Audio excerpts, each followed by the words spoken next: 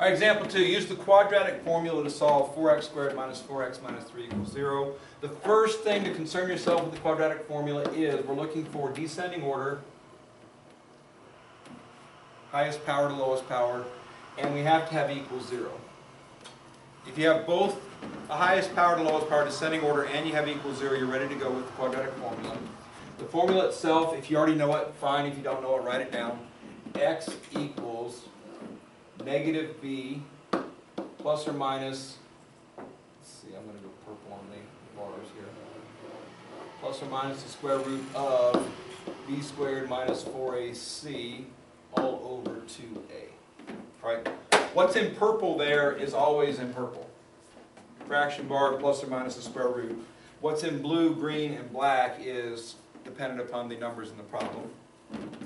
And A, B, and C refer to the coefficients. So the first coefficient is positive 4, that equals A. The second coefficient is negative 4, that's B. And the third coefficient is negative 3, that's C. Again, assuming that everything's in descending order.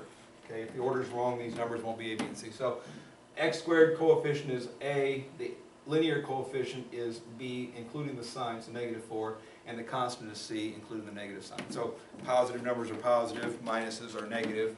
All right, so applying the quadratic formula is just a matter of evaluating these three things and sticking them in there, right? So let's take a look at, first of all, negative B. That's really easy. That's going to be what? 4.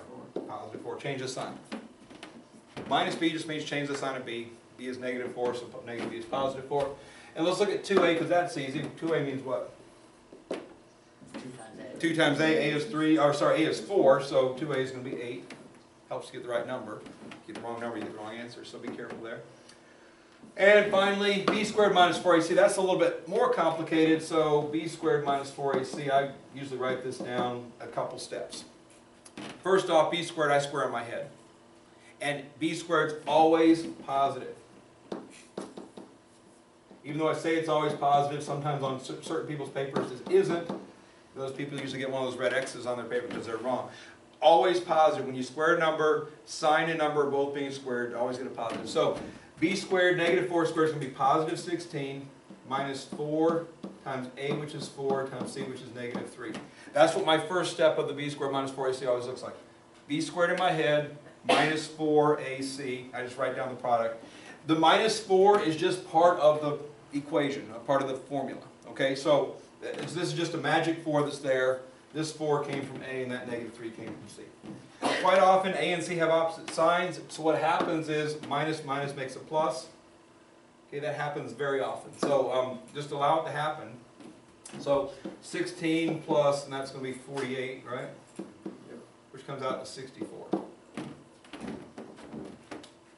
So take a couple lines there to evaluate b squared minus 4ac. And then we get to our answer. So x equals fraction bar plus or minus square root. Then you simply replace these three locations with the values that we determined for each one. We found out that negative b was equal to positive 4. We figured out 2a was equal to 8. And we figured out that b squared minus 4ac is equal to 64. All right. Once we've evaluated all three of those guys, then we're sometimes done. If this can be simplified or evaluated completely, we should do that. In this case, it does evaluate completely. The square root of 64 equals 8. And then what's left to do is to simply add and subtract and divide. So 4 plus 8 is 12 over 8. 4 minus 8 is negative 4 over 8. And that reduces down to 3 halves and negative 1 half.